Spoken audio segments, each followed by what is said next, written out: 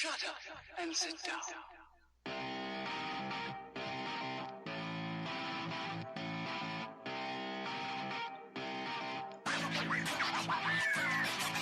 You're listening to the Cheaters Never Pin podcast, a proud part of the Section 328 family. Follow us on Twitter at CheatersInVRPin.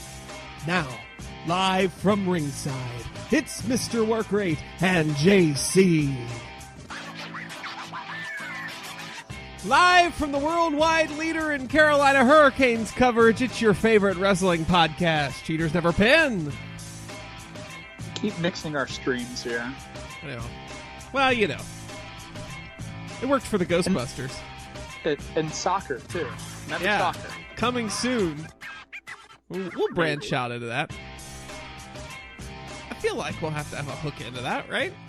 Yeah, I mean, I don't know enough about football to justify heading up any kind of podcast related to a local MLS team, but I'm sure we can find somebody with our brand of podcast goodness to come in.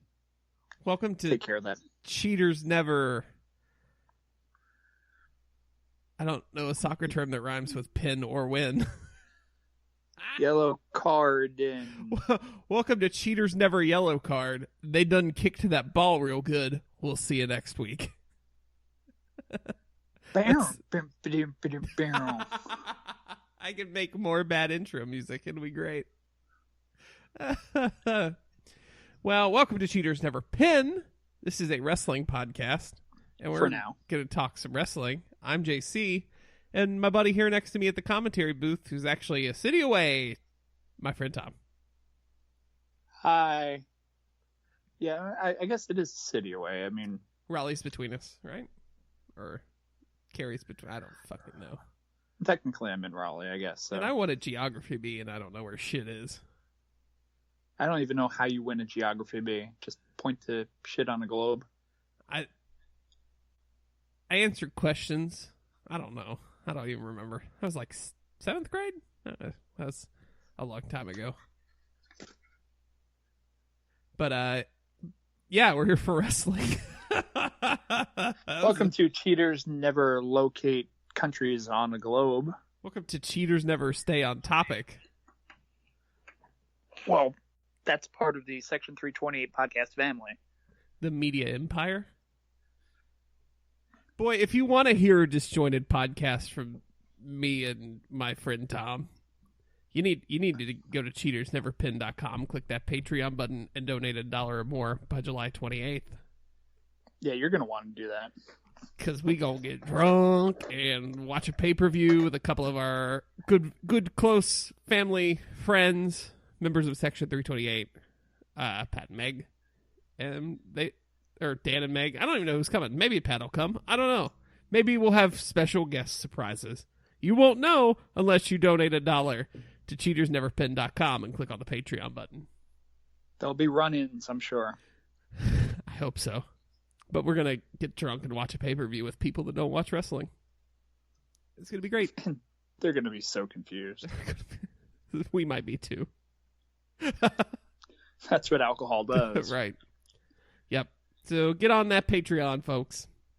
But this week, Kurt Angle has a son. Shane McMahon almost died falling off of something. And by that I mean the sky. The Mexican screw job happened. And then Battleground, featuring the Punjabi prison, is on Sunday, and we'll give our predictions for that. Hold on, I'm just looking up Mexican screw job on Urban Dictionary. Whoa, yeah, you probably shouldn't. You should also not put that into Pornhub. Oh my god! What's the definition? Let's see how good your improv skills are. I'm sorry, I automatically have a virus on my iPad for some reason. On your iPad? That's really I didn't impressive. realize you could get viruses on iPads, but here we are. Oh, man. Well, speaking of DNA being transferred to things, because that's what viruses do, Kurt Angle did that to a lady and had a son. I'm just impressed with that segue. Me too.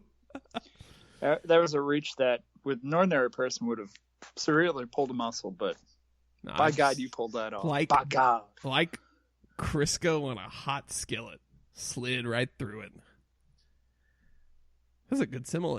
I'm on fire tonight. Maybe we shouldn't talk wrestling, because I'm like on fire with everything else. Welcome to Cheaters Use Vocabulary. Cheaters own a thesaurus. So Monday night, Kurt Angle's big secret was finally revealed. He comes out, says, he loves this company and he's got the support of it. He's got the support of his family. He's got the support of the fans. And he'd like to announce that when he was in college, he dated a girl and kept dating that girl and then stopped dating that girl. And he found out 9 months after the last date, she gave birth. And here is his son, the newest member of Monday Night Raw. You may know him as Jason Jordan. And the crowd had the same reaction as Tom. Yeah, pretty much. Well, here's the thing. It could have been much worse, and it could have been much better. This was probably the least offensive choice in either just being offensive or being terrible they could have made. Because Dixie would have gotten a huge reaction. Him being like, my son's Hornswoggle. Which would be real weird since he's still Vince's son. Would have been weird. He's Finlay's son. I thought he's Vince's son.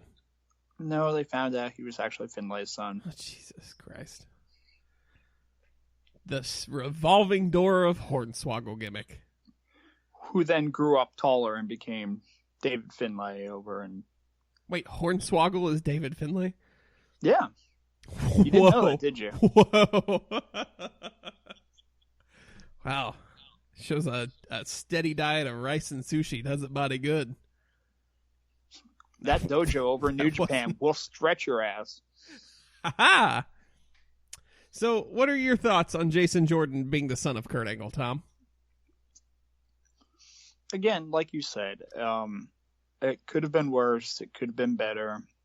I actually like the idea of Chad Gable, if we were going American Alpha, as being Kurt's son, just for the fact that Chad just seems to have that kind of goofiness to him that, early Kurt did, and the kind of Olympic pedigree. So, I don't know. I thought that would have matched up better, but I think it's a thought of Jason Jordan needing the kind of push or gimmick or something like that, and Chad being able to, I guess, presumably stand on his own. Well, it's not that. It's that Chad is short. Goddamn! How do we make him? How do we make him Kurt's son? He's so short. That doesn't make any goddamn sense, Tom. No, we'll use the black guy instead. Right? Well, love is love or something. Virgil don't know if that applies this, here. By the way. Yeah. Virgil's like, yeah, Kurt's spreading his meat sauce everywhere. Give me $5. Let's go to Olive Garden and get some breadsticks. But yeah, I kind of expected. I think most people expected Dixie Carter to show up just because of her being dropped into that WWE 24/7 special, and then suddenly, being available, I guess. But I mean, outside, I don't know what they would have done with her necessarily, except have her show up. And if you've watched any TNA, and I haven't, you realize you're a better person for it. Yeah, I may have watched 3 episodes my entire life, and oh man. Apparently, putting Dixie Carter in any kind of angle or giving her any kind of put her in an angle. Is nice. I'm sorry. Angling her. Hey, there we go. That makes more sense than my joke. Yeah, but would be unadvisable, and I don't know. I mean, it was what it was, and it's just a matter of time to see what comes out of this. So I'm assuming Jordan's going to get at least mid-card push, if not more. Well, Renee asked him that after Raw in the most awkward interview of all time with Kurt and Jason. And she asked Jason, so are you expecting a push out of this? And I was like, whoa, we're getting real inside baseball here. And he's like, no, my dad's going to treat me just like any other superstar. So that's cool. He'll be, doing nothing like he was It'd be before. Interesting if they did kind of an Eric Watts kind of deal with him where suddenly, for no particular reason, Jason Jordan's in the main event each week. Instead of, oh, well, Dean, we were going to put you in that Intercontinental match against The Miz for the 900th time, but guess what? Jason Jordan's got that now. And the crowd, he will immediately get over just because you won't have to watch Miz and Dean Ambrose anymore. I would be so happy if that happened. And then to get him over more, like Roman Reigns comes out for a match, and then Kurt comes out. No, I'm sorry. You didn't get the memo. This is a Jason Jordan ambulance match. That could be his whole gimmick, because he comes out and goes, you didn't get the memo? I've already made a WWE t-shirt. There we go. See, look at that. We're booking committee, we are writing this for you. And we know you listen. Obviously. Yeah. We know this is a hot podcast in Stamford, Connecticut. We get the downloads from Connecticut. I'm sure we do. I haven't looked at the statistics, but I haven't either, but I'm going to assume we do. Yeah, so we'll see where it goes. Everyone, the online reaction, and stop me if you're surprised by this, immediately negative. Whoa, that's right. The IWC was critically negative of something WWE did without, thinking about it or letting it play out. So I'm willing to let this play out. Who knows where it's going to go? And who knows? In 3 months, we may completely forget this ever happened. And it's possible that they'll forget it happened too, and just, I don't know.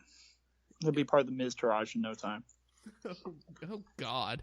So if he's all right, so if Jason Jordan joins the Miz Taraj, you've got well-dressed Miz Taraj member, you've got Axl Rose lookalike Entourage member. What's Jason Jordan's niche?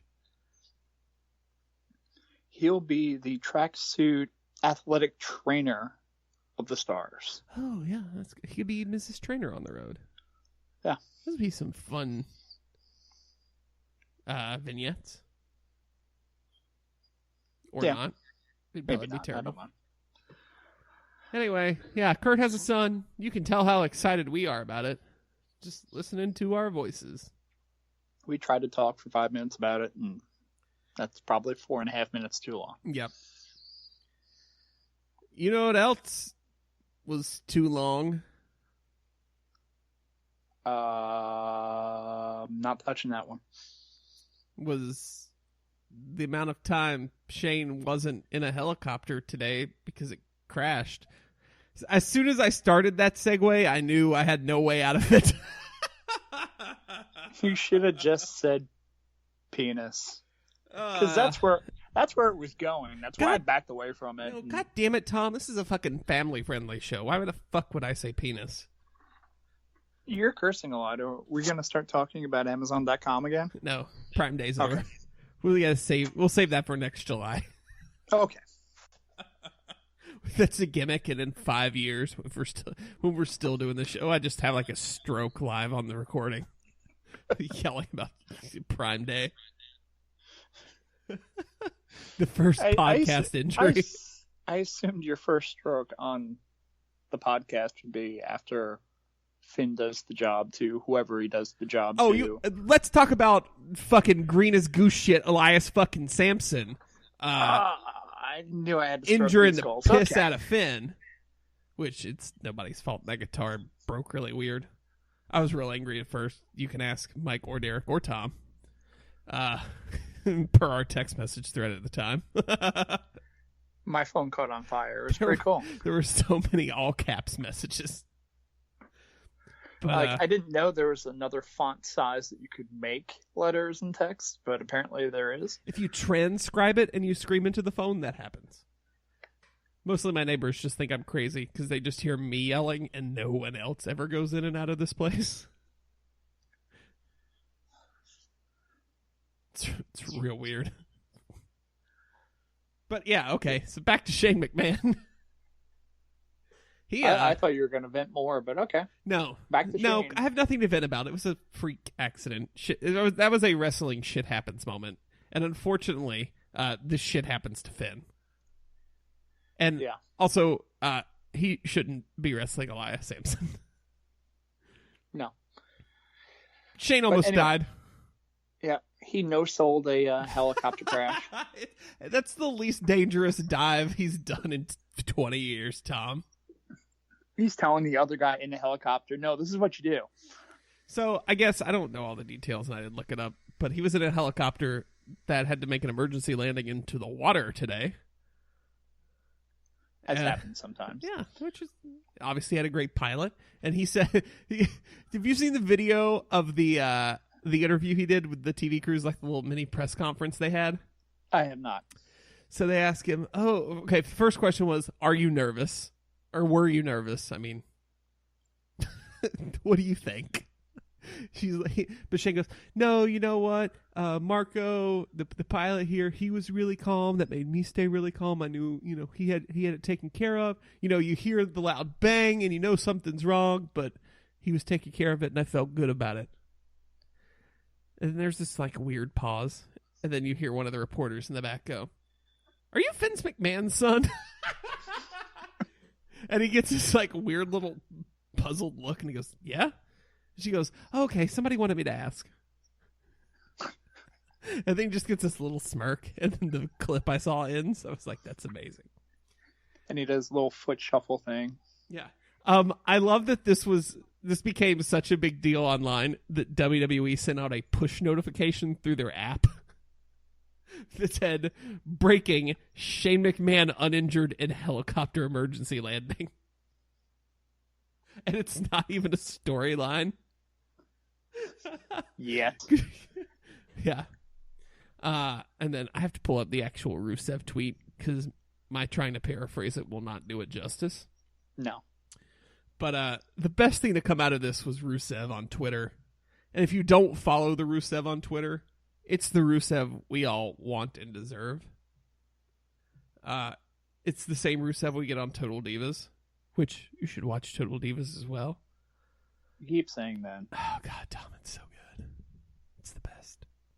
So Rusev tweets, when you don't respond to my video messages, you land in the ocean at Shane McMahon. Hashtag karma. Hashtag WWE Battleground. This was maybe 2 hours after the story broke.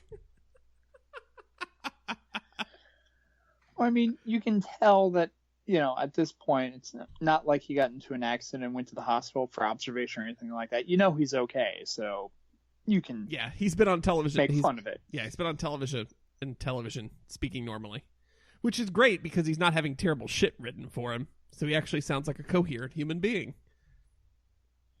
Whoa. Amazing. Yeah. You know what else is amazing, Tom? What's that, JC? When people go to cheatersneverpin.com and click the Amazon button on the front page. There's our segue. Hey, see, look at that. I'm back on track. You know what's so amazing about it, Tom? I hope you'll tell me. That you click that button on cheatersneverpin.com and you do your shopping like normal. Okay. You can buy whatever you want. Recharge. Like a helicopter? Helicopter landing equipment. A paternity test. Those little cone things that like the guys on the ground at the airport use to direct traffic. Yeah. Any number of things, because it's Amazon. They have fucking everything. Whatever you buy, it's going to look like Amazon. It's going to act like Amazon. You're going to get charged like it's Amazon, because it is. When all's said and done, you don't see a difference, but it kicks a few schmeckles back in the old Cheaters Never Pin coffers. So we can pay for hosting and the website and probably beer for the Drunk Podcast. we're buying just cheap here. I know. Our CFO is stingy. Great beer for him. But he makes some damn good entrance themes. But yeah, go to cheatersneverpin.com, click the Amazon button, do your shopping like normal. When all is said and done, we get a few cents. It doesn't charge you a dime. And we appreciate when you do that because we like money. And we also like you listening to the Cheaters Never Pin podcast. Makes us happy. It really does. Yep. So, Tom, have you heard about the Mexican screw job? I did just try again to look it up on Urban Dictionary, and there's actually no listing for it on Urban Dictionary, which is kind of disappointing. I think that virus makes sure you can't get to it anymore, which is the weirdest virus. That is. It's an odd design. It's a net neutrality type of thing. This virus brought to you by Comcast. Okay, so for those of you who don't know, and I'm recapping this off the top of my head, but I don't believe my facts are wrong. If they are... just the Cliff Notes version. Yes, if they are wrong, fuck you. I don't give a shit. Here's in Spanish anyway. Just like Brian Alvarez told that guy on Wrestling Observer Live this week who called in. And he was like, man, I found these errors in Death of WCW, which is the book he wrote. And Alvarez goes off on him. He's like, that's impossible. He goes, I didn't make any mistakes. I'm like, Jesus, dude, calm the fuck down. But it's impossible. I don't make any mistakes. So this will be a completely factually accurate story. So AAA calls Johnny Mundo, John Morrison, fiance of Taya Valkyrie. Johnny Mundo is the Triple Crown champion of AAA. Taya is their women's champion. AAA calls Johnny Mundo and says, hey, SA. I'm assuming that's what they say. Hey, Odele. Hey, SA Odele. If you could come down to Mexico real quick, like, bring the belts that you have too. We want to do a little photo shoot with the belts. And he says, oh yeah, that's cool. And they're like, no, wait. Before you do that, can you grab Taya's belt too and bring it? Because we want to take some pictures of that belt. Okay. Pausing there. Shouldn't they already have photos of a belt? Does that not set off 800 red flags right away? You never know. I mean, I don't know how camera phones work in Mexico. Maybe they're different. This is starting to... Oh man, we may go down a path here, folks. I don't know how technology works in other countries. Yeah. No, I'm going to stop. I'm just going to keep telling this story before I get us in trouble. So Johnny Mundo hops on a plane. It does not crash because Shane is not on it, or Ric Flair, and he goes to Mexico. They take the pictures with him and his belts. They take some pictures of Taya's belt. And they go, okay, Johnny, you're all good here. We'll see you later, buddy. Oh, by the way, can you leave Taya's belt here? We want to take some more pictures of it. And he's like, yeah, that's cool. And so he leaves. This is red flag number 2. What the hell are they? Are they taking this belt on like a photogenic session down by the river? Like, what? I mean, I realize it's their belt. So if they say, hey, can you leave that belt here? You're going to go, yeah, that's cool. Why didn't they ask Taya to come down too? Yeah, red flag number 3. So, shortly thereafter, after Mundo has departed Mexico, AAA sends out notification, I don't know if it's through Twitter or a press release or what, but Taya has been stripped of her title and we're going to have a match to determine a new champion. And the match is one that is won by Sexy Star, who is on Lucha Underground, which through AAA. The thing here is Sexy Star left AAA maybe a year and a half, 2 years ago. Was like, I'm done wrestling. I'm tired of it. It's terrible. It's stupid. I'm out. Now she's back. And they immediately made her champion. Sexy Star. I know you've seen at least the No Mas match since I gave you that one time. But she is not a great wrestler. She's not even a good wrestler. Like, I would expect to see this like on a Saturday night in a high school kind of wrestling, right? Like someone has taught her what to do, and she's doing it. But she's a star that's sexy. I guess. I don't know. She wears a mask, whatever. So they stripped her of her title and gave it to someone else. Did not tell her. Did not even give her the opportunity to go out on her back with the title. It's since come out that they're like, oh no, we were getting ready to renegotiate with her, and she was asking for more money and a private dressing room and blah, blah, blah. She's a big diva. And she's like, none of this. Ty is like, none of this is correct.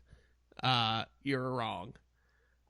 So there has been quite the Twitter war between her and Johnny Mundo, and also mouthpiece of AAA, Vampiro, who unleashed a tweet storm when all this was happening that I just went to try to find. Could not find it. I'm going to assume it's been deleted unless I just scrolled past it. So, yeah.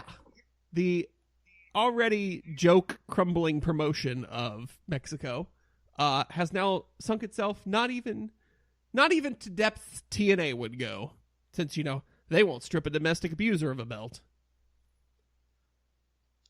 We're not going down that one. Nope. Yeah. So it's just a crazy story, right? Like, just to be like, hey, can you bring us that belt? Okay, cool, we'll see you later. And then just walk and just be like, and now we're giving it to this person. Like, what company in their right mind thinks that's a good decision on any level? I mean, this is something that gets done on, like, your little tiny regional, independent promotions around the country where you're tired of dealing with somebody, or you just kind of want to get out of it or whatever, and the guy holds the title and you manage to see if you can figure out how to get the belt back and then kind of do some kind of double cross in order to be able to get that. It's something that I could have pictured happening in, like, some little, indie fed backyard type thing that has cards and gymnasiums and that type of thing. But AAA is supposed to be reputable. But then again, I mean, not to knock on Mexican wrestling or anything like that, but there tends to be some tomfoolery going on between all the various promotions. And when you start to get, like, I mean, are they still dealing with, like, the various political, like, organizations that, like, oversee them and actually, like, rule upon what kind of moves they can do and not do, and, like, actual wrestling licenses and things like that? I mean, they actually have, like, laws and things like that in Mexico regarding stuff. So yeah, but it gets weird. And yeah, it's not something that a promotion, whatever status that you consider AAA to be at right now, this isn't 1998 anymore, but whatever status that you consider AAA to be in, like, it's not something that a major promotion should be doing. No. It's not something that, like TNA / whatever it's called now would do, or Ring of Honor or something like that. You're not going to see it with one of those companies, and you sure as hell not going to see it with WWE. And my thing is there too, it's not like, so let's take the Montreal screw job, for instance. Like, they're going to give Brett the match. He and Sean are going to have the match, and the worry is he going to go into business for himself? They're still giving him that chance to have the match. And then they panicked, and we know what happened. Here, we didn't even propose the fact that, hey, we need you to drop this belt. It was just, hey, can we steal that belt real fast? So it's so slimy and so backhanded, and it's a gross move. It just makes the promotion look so low rent, which they already kind of are. But, ugh. is my entire reaction to it. It's just been kind of a big story, so I wanted to bring it up. But Okay, so while you were going over that, I found a decent amount of the tweet storm that Vampiro went through. oh, good. Was it on Twitter? Did I scroll past it? No, I found it on a post that transcribed it because all the other posts seem to be like, linked directly to Twitter, but this is just kind of like cut and pasted together. Okay, cool. So, which leads me to believe that he may have deleted them, but okay. Because going into it, Taya had posted backstab to the fullest. Again, not surprised. This is complete and utter bullshit, and this is not a work. And then bye AAA, have nothing more to say. Good luck in all your future endeavors. And, if you're pissed off, I mean, it's not calling out anyone necessarily. It's not saying anything about Sexy Star. It's not saying anything about Vampiro. It's just kind of flat out, not even necessarily going into specifics. It's just a backstab reference, and she's pissed, and that's kind of it. Vampiro goes, probably shouldn't do this, but as I don't give a fuck. Excuse me, F-CK. Yeah. But a mark is a mark, regardless of its gender. It's called building a story and an angle, and the day that talent dictates what happens in any company, then the company is in trouble. There are hundreds of people involved in planning stories, programming events in advance, and for me to even waste time addressing this to you is crazy, as I have the responsibility to do the best I can with what I have in front of me. Running a company in 3 continents is extremely complicated. Now, as far as Taya is concerned, I choose not to say anything, as I have been around long enough to see too many young talents close doors because they lose touch with reality. I support her and think she is incredible. Her opinions are hers and hers alone. As far as you go, they say what you do, what I have done, or go through what I have gone through, and can do a better job than me, I will respect you. For now, I apologize, but to me, you're a person who made me take 5 minutes out of my day to answer your text out of respect for your ignorance. Other than that, have a good day. Jeez. So, John Morrison / Johnny Mundo replies, I'm a mark for pro wrestling. At the Tara Valkyrie is a mark for the hard work a title represents. At Vampiro, you are a mark for yourself. The locker room thinks you, Vampiro, are a two-faced lying douchebag who believes his own lies. # office stooge. Damn. Many other Lucha Underground wrestlers tweeted their agreement with Johnny's sentiments, including Conan, Ricochet, Pentagon Jr., Sammy Callahan, Willie Mack, and Ricky Reyes. Ricochet. I did see Ricochet's tweet at one point while this was happening in real time. Was just a gif of like grabbing the popcorn and sitting down on the couch and eating it. And apparently, I'm not going to go into further detail about it. Vampiro apparently posted something on his Facebook page, which was more kind of an apology and kind of, whatever. But presumably that's why the tweets have been deleted at this point, because Triple A was probably like, shut the fuck up. Yeah, there's more of him kind of blaming it on kind of having a lot to do, and it's a lot of pressure on him, and trying hard to do his job. I'm sorry if I offended anyone, blah, blah, blah, blah. So we talk about burning bridges, and Vampiro's talking about Tara Valkyrie burning bridges, but kind of looks like it's going the other way around. Yeah, you can't do what they did and expect anyone to cooperate with you in the future. You can't pull a dick move and then proceed to turn around and bury the person online because they're pissed off about it. Yeah. And then go, my bad. I really do like you, but fuck you. Yeah. And what this really calls into question, since Lucha Underground is basically like a part AAA promotion, what does this mean for Lucha Underground in the future?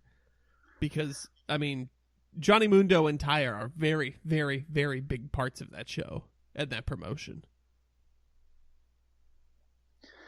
What gets me too is, I mean, if they're together and then you strip the title from her, but you've still got the belt on him. Yeah, now you've created a terrible situation. And the fact that your Triple Crown champion is like, oh, fuck you. What's your thought process on that? Did you really expect, like, him to be like, well, business is business, oh well. Yeah. Oh, God. Man, it's a developing story still, so we're going to, we'll keep track of it, and if anything major happens, we'll let you know. I miss John Morrison.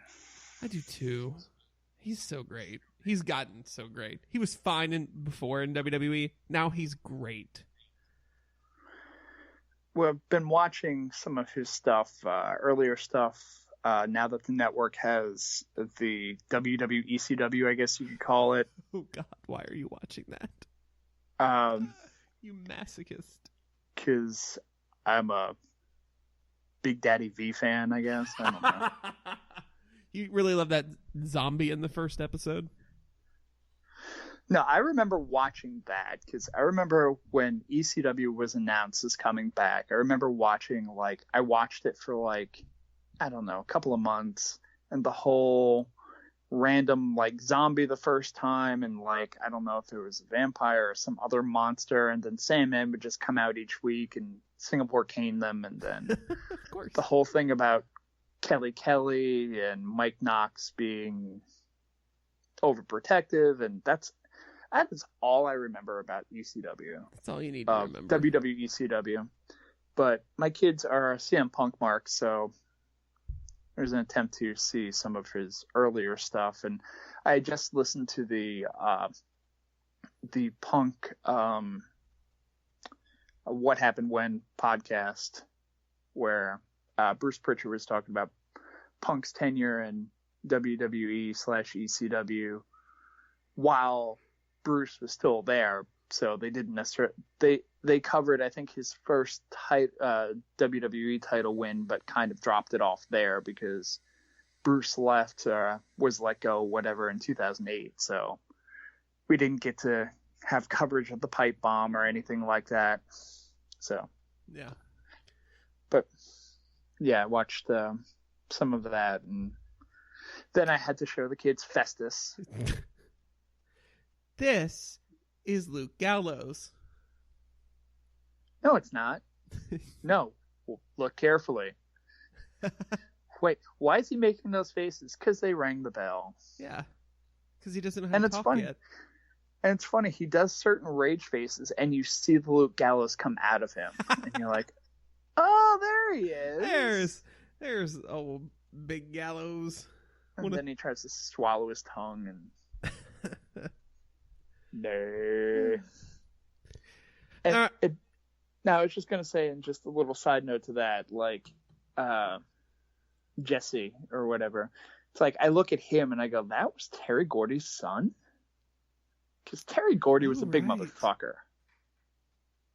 Well, you know what? What's her name? Serena's back. Or, I can't... Was that her name when she was in Straight Edge Society? Something like that. Well, because she was in the Mae Young Classic. So. With hair?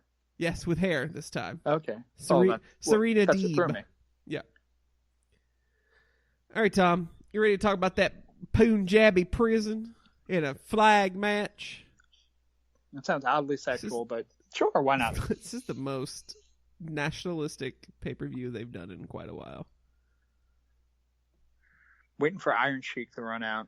I don't think Iron Sheik can run anymore. No, he'll make them humble, though. Yes. Yeah, so Brian Blair better not be around there anywhere.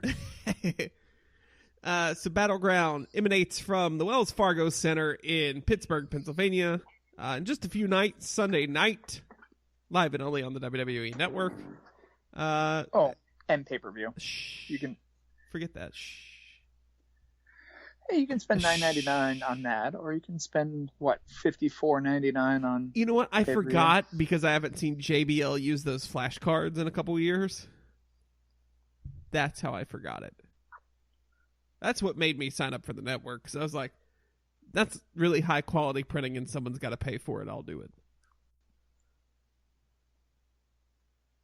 So anyway, Battleground.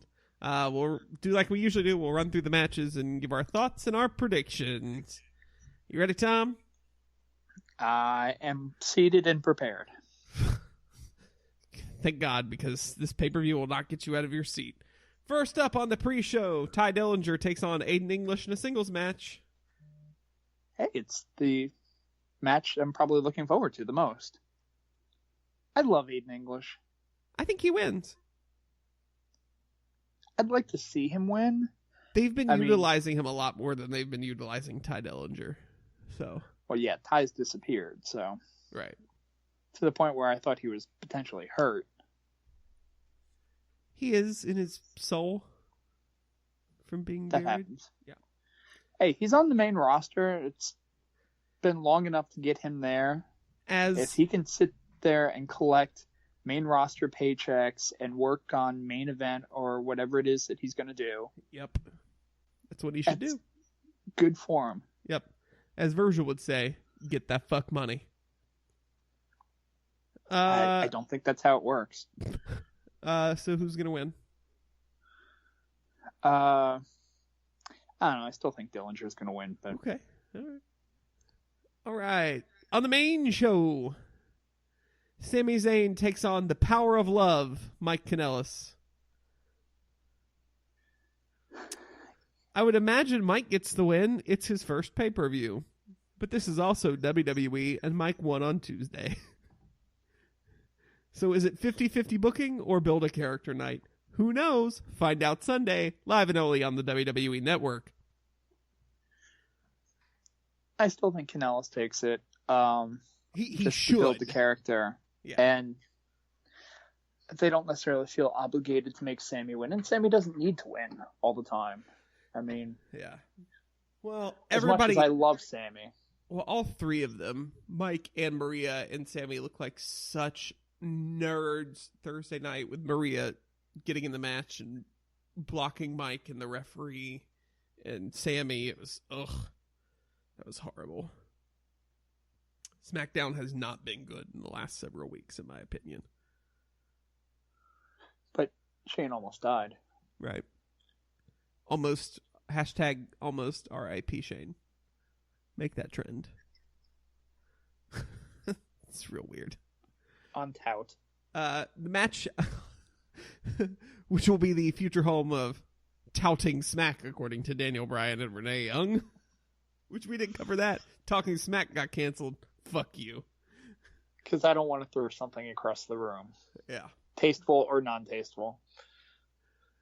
You throw one of your children across the room.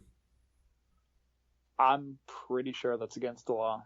I mean, you have to keep beating them after and say, don't tell anybody. No, and I mean, to the benefit of my children too, they no-sell. This is very true. I mean, if you've met my children, and JC has, I think only one of my 3 children would actually sell it. Yep. And he'd be the hardest to throw. Yep. Okay. That's good that I knew exactly what you were talking about. The match I'm most looking forward to is next. The singles match to determine who will be the United States champion. AJ Styles, the defending champion, versus Kevin Owens. As long as You think Kevin's getting the belt back? Yeah, I think so. I think it just goes better with his gimmick of, the face of America and that type of thing. I think AJ just ended up taking the belt because they wanted to do something at that MSG house show. And, I mean, it looks good, and AJ's a great person to take the belt necessarily, but I don't want to hold AJ nothing against the U.S. title, but AJ's a main eventer. He's not a second-tier title guy. So is Owens, but he can elevate that belt a lot. So, yeah, Owens, giving the belt back to Owens, he'll sit there, and I mean, it's plus belts work better for the most part on heels because you have the chase, and Owens is a great heel to have the belt. Yep. I mean, and he got screwed out of having the Universal title when he was on Raw because he had to give it to Goldberg. And he's not going to get near the WWE championship right now. So the U.S. title is the best thing that he's got available to him. So, yeah, I also think Owens wins because we're getting one of two feuds out of this. A, John Cena, because John Cena's on this America kick, and that makes sense. And also, I'd be down. It's been long enough. I'd be down for some more Cena versus Owens. They bring the best out of each other. So They do. Number 2, this is my wild card option. Boy, Chad Gable's got nothing to do now. Chad Gable and Owens? Yeah. That'd be real good. I mean, just for the fact that, like, and see, I look at Gable as another Sami Zayn in the sense that they're both, and I wouldn't mind seeing that team either, but they both had that kind of geek underdog personality kind of thing, and I could see Owens as looking down on Gable as, you know, you're not worth my time, that type of thing, and working some excellent matches out of them because Gable can put on a hell of a match. And Gable's like, I went to the damn Olympics. Like, shut your mouth, fatty. Yeah. I just wrote the promo. Look at that.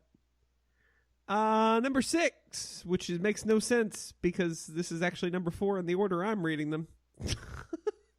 Shinsuke Nakamura takes on Baron Corbin. Okay. I mean, it should be a fine match. Baron's been great lately. Shinsuke's Shinsuke. It'll be fine. It's not going to tear the house down. Yeah, color me a little bit concerned now about the Nakamura. Where do I find that in the box of Crayola? Where is concerned? It's the white crayon. No one uses it. Yeah, I mean, Nakamura on his own and is fine. He's got the entrance. He's got the charisma. People, you know, are looking forward to seeing him eventually take on Styles and other matches, but kind of the build and waiting for WrestleMania, where I assume that's where they're going to get him his Styles match. We assume. Waiting to get to that point's been kind of meh. And I mean, right now we've got Corbin Nakamura, and is that going to work? Is that going to be a style clash? No pun intended. The build-up's been fine. It's been good backup, you know, secondary storyline build-up. It'll be fine. I mean, the thing with Nakamura is it's a little bit more difficult to do storylines with him because of the fact that he's not particularly easy to understand. Not that he speaks bad English, but when you're dealing with script writers that are trying to be witty and, you know, deliver these, you know, Hollywood quality lines, and you've got somebody who can't necessarily deliver them as well as Sami Zayn or somebody else could, it gets a little bit awkward. So then you fall back on potentially using stereotypes or whatever to sell Nakamura, and I don't want to do that. I just want him to be, I don't know. I just want him to knee people's heads off. That's all. Yeah. That's all I want. And I want Corey to be there, and, you know, Kinshasa. That'll make me happy. No, I was just going to say, he'd have a manager. Like, 15 years ago, he'd have a manager. Yeah. He shouldn't, though. No, he has the ability to kind of do it on his own. It's just, I don't know what he can do on his own. Yeah, right. And we're never going to find out. Nope. Number 5, and this is how you know it's a SmackDown pay-per-view. There's a multi-woman elimination match to determine the number 1 contender for Naomi's Women's Championship at SummerSlam.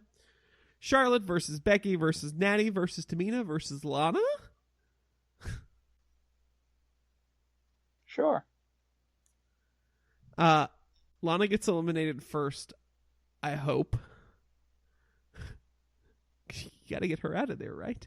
Or is she going to do a Roman sleeping impersonation? It's one of the two. I was thinking more so of her pulling the Vince McMahon Royal Rumble, kind of sit at ringside and let everybody else fight and hope that no one notices. Ugh. God, kill me now. To which Becky will break her in half because Becky will realize, because that's what Becky does. There's no way Lana would. I'm trying to think, like, who should win this match and go up against Naomi at SummerSlam. I don't know that Charlotte makes sense. I don't know that Becky makes sense right now. Especially since they're both supposedly faces. Natty, I love Natty to death. She shouldn't be fighting for a title right now. Tamina's, ugh. So the only option's Lana. And we've done Lana versus Naomi like three times already. And I think we're going to see it again at SummerSlam, and I'm very concerned. No. All right, who do you think is going to win then? I'm gonna put my money on Lana. Because I'm so down on SmackDown right now, that feels right. I'm going with your queen. I hope so. Because I think they want an actual halfway decent match at SummerSlam. They need to put the belt on her, let her turn heel, and actually make this division mean something on this show again.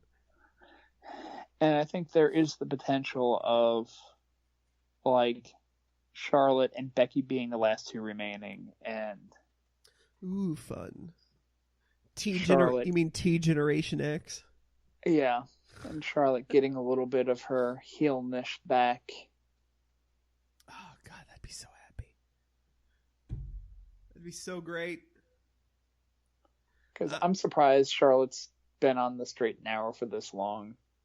She's had flashes of being, like, before Money in the Bank, I think. I don't remember. Whenever they had that big 6-woman tag, when she was at odds with them, which would have been before Money in the Bank.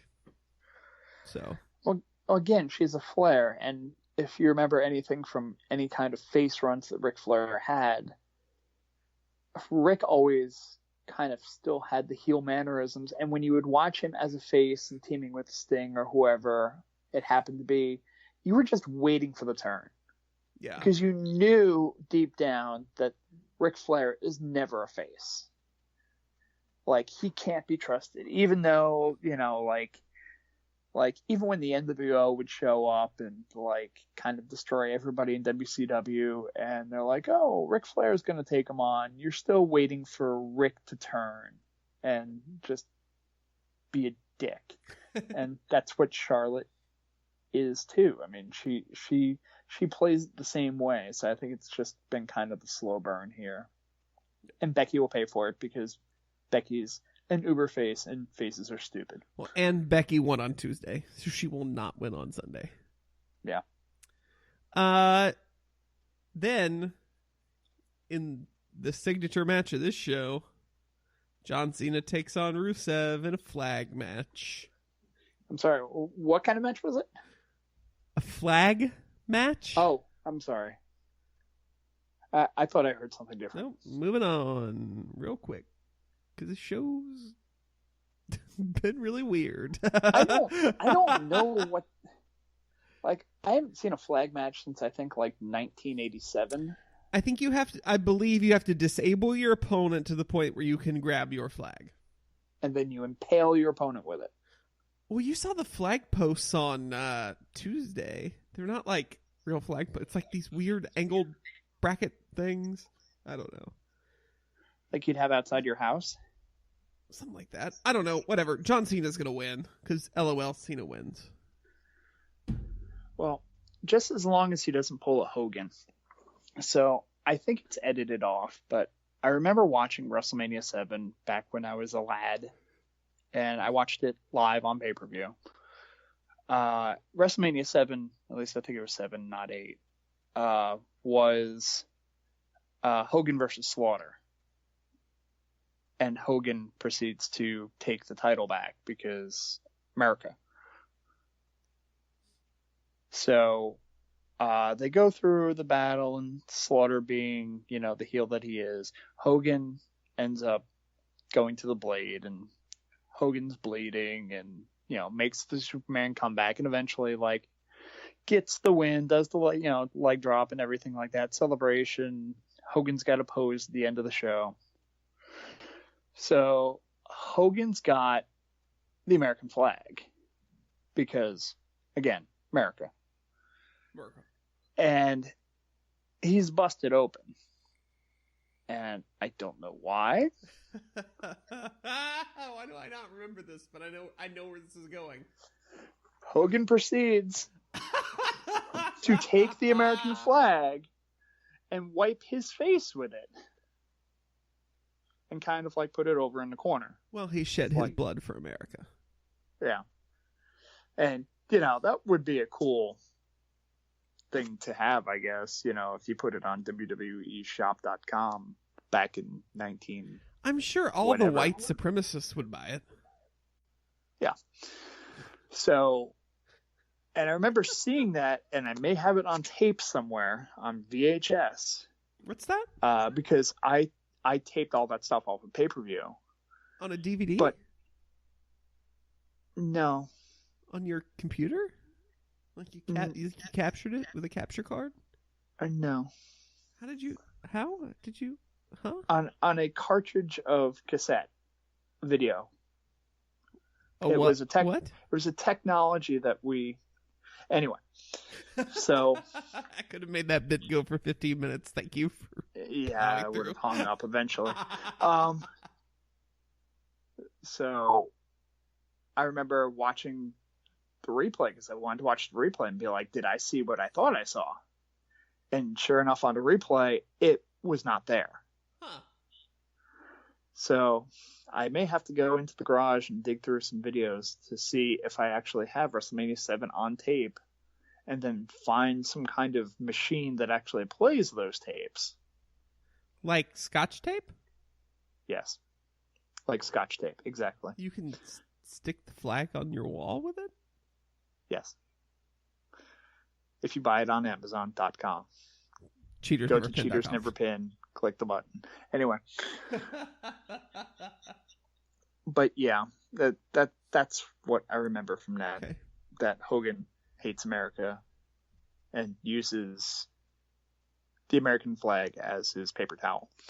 Cheaters never wipe blood on the flag, but they probably do because they're Cheaters podcast. It's a good title. Cena's winning, right? Yeah. All right. Tag team title match. Will the Usos day one BH again as they defend against the New Day? Hopefully, yes. I like how it's listed on Wikipedia as the New Day, Big E, Kofi Kingston, and or Xavier Woods. Right. Well, you don't know. We're just going full Freebird rule. Okay, despite the fact that they don't have the titles. True. Yeah, I still think the Usos hold on to the titles because, as has been mentioned before, the New Day don't need the titles. Yeah, that's my thing. And if you're going to switch it at SummerSlam. Yeah. Yep. in some kind of gimmick match or something like that, or And boy, if they want to continue it. Well, you know what they could do? Because they've already broken it out of the warehouse. Could use that Punjabi prison. Like Jinder Mahal and Randy Orton are going to do Sunday night for the WWE Championship. I really need to watch the other one. Do and you? by that, I really don't, but... Do you? I mean, I'm looking forward to the Punjabi Jenga match. Where Jinder and Randy carefully take a piece of the surrounding area and then put it on top until they are able to make an area large enough for them to escape the prison. That's what I get for staying in a room full of board games to record this. All right. So Jinder's probably going to retain, much to my disdain. That rhymed. And do you really want Randy Orton with the title? I'd rather have him with the title than Jinder, because the WWE Championship right now is the least valuable title in the entire company. The Universal title is more important. The Intercontinental title is more important. The U.S. title is more important. The Raw Women's title is more important. The SmackDown Women's title is more important. The Raw Tag Team titles are more important. Really? Yes. The legacy of the most important championship this company has is like totally missing. Like the gravity that should be held by being the WWE champion. Like, you are the face of the fucking company. And like, it's on Jinder, and we're like, and the company's not even focused on it. Who main evented SmackDown? Who, like, as Jinder's had stupid matches leading up to it. Like, it's, I think they realized they fucked up. The problem with Jinder, the problem Jinder is having right now is because he's stuck with Randy Orton. He's not allowed to defend the title unless it's against Randy Orton. The last 3 fucking pay-per-views have been Jinder versus Randy fucking Orton. Do you think that's going to get better if he goes up against John fucking Cena? Which is another really big op. Really? Because then we're still going to be stuck with, and I hate the whole, I represent all the Indians. Bitch, you're a fucking heel. Shut the fuck up. You don't represent India. Indian people are generally pretty nice. So fuck you. You're a piece of shit, Jinder. You don't represent fucking shit. But that's I'm the thing. So sick of that. In the year 2017, there is no point in this goddamn nationalistic bullshit, especially when you're trying to be a global fucking company, and then you're like, oh, everything's about the USA for this pay-per-view. Fuck you, WWE.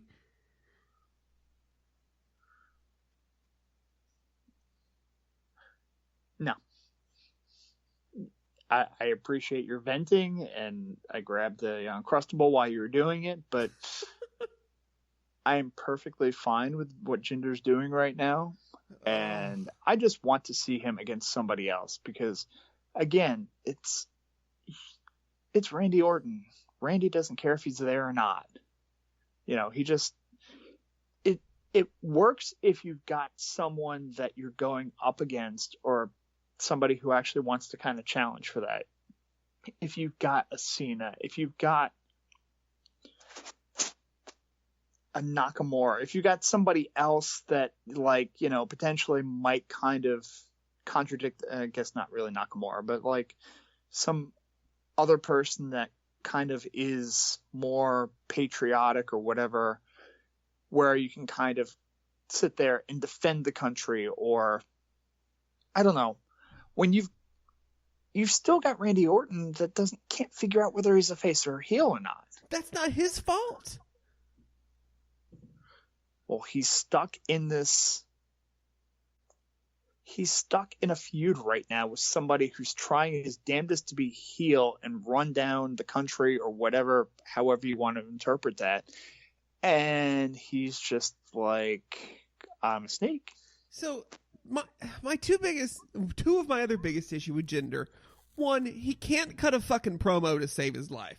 Part of that's on the fact he's written the exact same promo every week. And two, it's because he talks like this. Like he is reading his script every week. Also, get off the fucking steroids. They're ruining your vocal cords, Jinder. Because you can't fucking talk. Bring a bottle of water with you.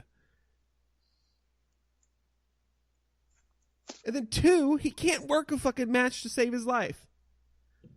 Like, the fact that, let's assume Cena is going on to face him. Because that makes the most sense, especially going into SummerSlam. We need to put Cena in a title feud. Like, Cena versus Jinder is not going to be a good match. It's just not, because Mahal can't work, and Cena is only capable of working to the level of his competition.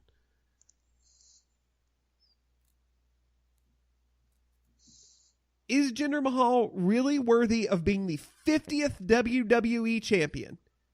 Based on his work rate, based on his mic skills, based on his charisma, based on his presence in the ring? No, he's not. Get the fucking belt off of him. You're judging his tenure on one feud. On somebody who couldn't draw shit to begin with, who's mailing it in pretty much every match. But if you're supposed to be the WWE champion, you should have the ability and the skill set to be given chicken shit and make chicken salad. I'm sorry. And he doesn't command that. He doesn't command any kind of presence in the ring. No one gives a shit about him. And it has nothing to do with Randy Orton. No one gave a shit about him for the last 10 years. No one's going to give a shit about him once he loses the belt. He's going to go back down into mid-card obscurity. And we're all going to be like, hey, remember that really weird time Jinder held the belt? Oh, yeah, and it's going to be on WWE's 10 fucking worst WWE title reigns list on the network when it's fucking beamed into our eyes in 20 years. But you turned around and you took a good angle. You took it kind of out of nowhere contender, somebody that shouldn't have been even a contender for a title. You put him in a title match. You had him win the title. You had this whole like nationalistic thing where the Hindi announcers like went nuts and were overly positive, and other people were negative, and it made news, it made headlines, it got people at least talking, and then people were just like, oh, well, maybe this actually could kind of work out. And we've done absolutely nothing except put him against Randy Orton. And then we put him against Randy Orton. And, oh, wait, we'll put him against Randy Orton. Randy has nothing to do with his inability to be a good wrestler in any facet of the business. And he's gonna retain, and he's gonna go up against Cena, and it's still gonna be shitty. Mark my words. I'm telling you now. You've got The Miz right now, who is trying his damnedest, doing everything he possibly can. He's spinning his tires right now because he's had to face Dean Ambrose 74 times in a row. Yeah, he's been shitty lately too. Him and Dean are both shitty right now. I have no care for either of them at this point in time. Okay, so there you go. It's the same type of principle. If you continue to put the same people in the same match over and over and over again, it's going to be tired no matter how good or bad that they were.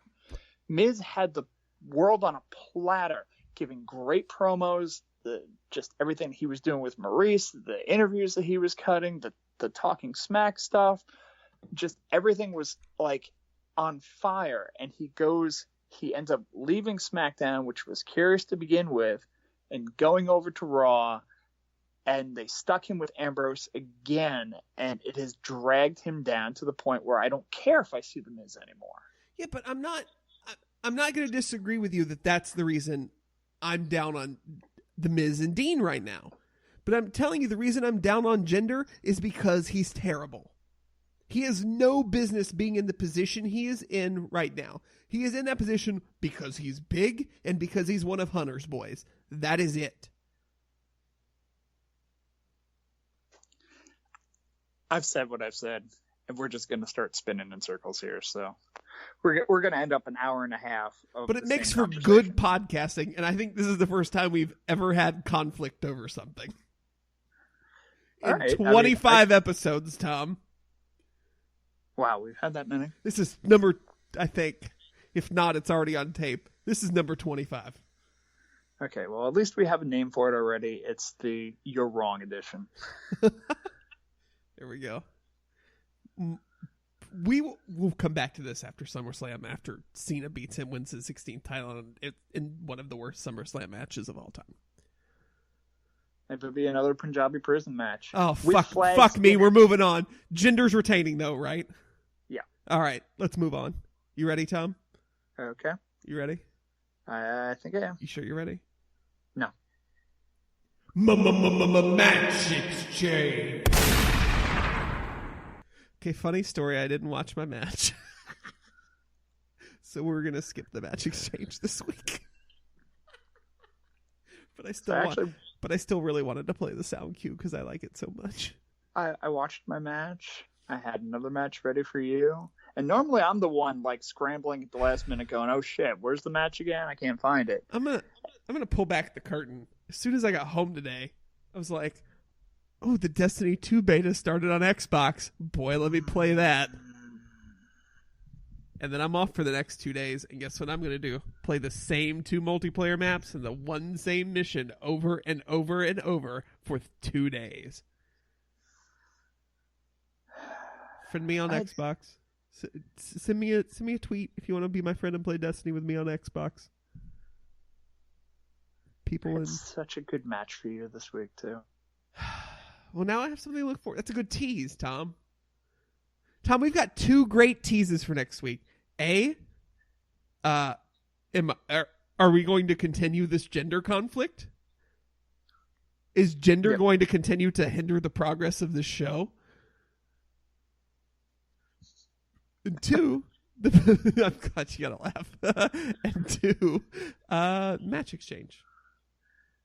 I want everyone out there to know, too, I gave Tom the option of giving me a punishment match for being a bad podcaster. And he declined. Of course. You offered this like 2 minutes before we were about to record. Tom, you've forgotten more wrestling than I've watched, so you should be able to pull a shitty match at. I'll give you a shitty match. Jinder Mahal versus Randy Orton at Battleground Sunday. Really? You can watch matches in the future? Because I've got some betting lines and I can take care of there. Oh, I'll have betting lines for you Sunday morning at some point. I don't want betting lines. I like actually watching the matches and being... Well, I have to give you the betting lines because how do we know what prediction cards to pick in Top Slam? That's true. I have to figure out if I have any coins for that. Right? I do. I saved some. Yeah. Which, by the way, Tom and I are both on Top Slam, which is the app where you collect trading cards. What's my username on there? Deek2010? I think DEAC2010. I think so. So you can add me as a friend there and trade with me. Don't take any of my Charlotte cards, or I'll find where you live and I'll stab you in the throat. Yeah. Tom's Mr. Work Great in the least surprising moment of the day. I don't know why you need different names for everything. I don't know. Well, tell the people where they can find you all over the internet then, Tom. Well, obviously, just look for Mr. Workrate at MR Workrate. That's on Twitter. You can find me on Instagram and other things. But, I mean, if you look for at Mr. Workrate on those things, I'm sure you can probably find me and you can follow me. But I don't do anything on Instagram, really. And I try to hide from family members on Facebook, so it is what it is. There you go. You can find me on the Twitter machine at JCBobbitt, JCBOBBITT.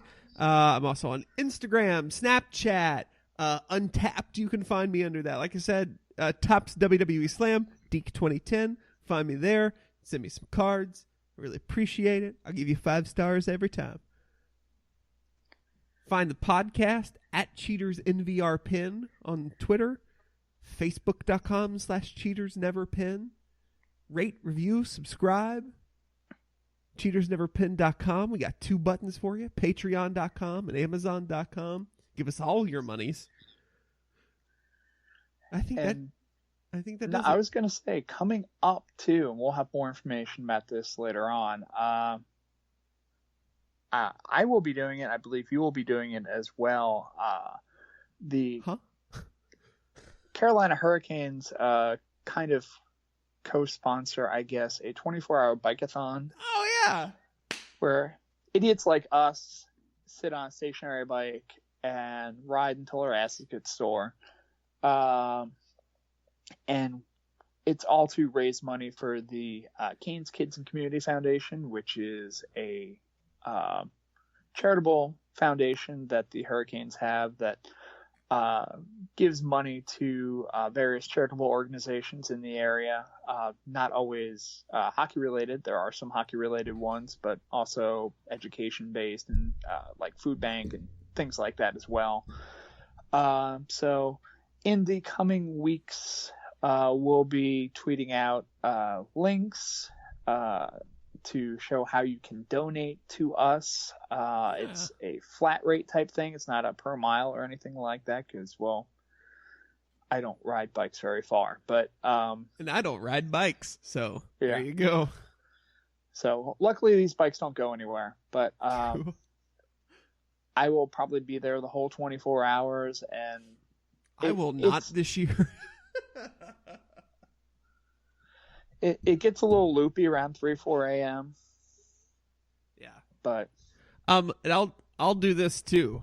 If you want to donate, let's say $5 to either Tom or myself, once we tweet these links out, and I'll probably do it today, Thursday at some point. If you donate $5 to myself or Tom, to either one of our accounts, that will also get you the Drunk Podcast. Hey! Value proposition. If you don't want to give us your money, give it to the children's. Okay? Yes. I will probably, and this will be a spoiler, I will announce this later on Twitter once I get it all together. But of the people that will be donating to me, hopefully there will be a lot of them, the person who donates the most, I will be giving them a #ShutUpTom t-shirt. Ooh. Oh, now I got to come up with something, Tom. Damn it. So there's your incentive. So I'm just going to bury JC in the donations. Probably. Obviously, people will want that t-shirt really, really bad. Or you could get the first ever Cheaters Never Pin t-shirt that I'm going to have to design and print. Well, you could give out a Pucking Sunshine shirt. I'll tell you what. This will be part 1 of my gift. Whoever donates the most to me, part 1 of your gift. I'll reveal part 2 next week. Part 1. I will record a custom voicemail greeting for you. This is Bray Wyatt, man. It'll sound something like, "Hey, man, you know what you've done? You've picked up the phone and you've called into another world, and this person isn't here right now. So I'm going to need you to leave a message, and I'm going to need you to be specific with what you want, man. Thank you." Something like that. I'm just going to copy that and use it. That's true. I just gave it away. But I You said just given it away. Whatever. I'll make it personal. It'll be special. So that's part 1 of your gift if you donate the money. Everybody's like, "Now I absolutely am not giving him any money. I don't want that." But that's only part of it. That's part of the package. It's part 1. Part 1 of my gift package. It's kind of like when you get one of those loot boxes and you go through all the various stuff that's in there and you look at the one thing and you're like, oh, they just wanted to get rid of that. There. That's part of the loot box. The kids are suffering, man. Give them money. That got really real for a second. All right. Let's get out of here. Yeah. This has been a weird episode of this show. I don't think we really have a name for it either. We'll have to figure that out. We'll figure it out in the post-show. Yeah. Yep. So, which we'll record one day. Yeah, we might start doing that. It could be a Patreon exclusive at some point in time. Who knows? Who knows? Yep. Anyway, this has been another edition of the Cheaters Never Pin podcast. We thank you for listening. We'll catch you on Twitter Sunday for Battleground. Then we'll catch you next Wednesday, Thursday, because it usually comes out very, very late Wednesday. But we'll catch you right here, wherever you're listening to us. I'm JC. I'm Tom. And we'll catch you on the flip side.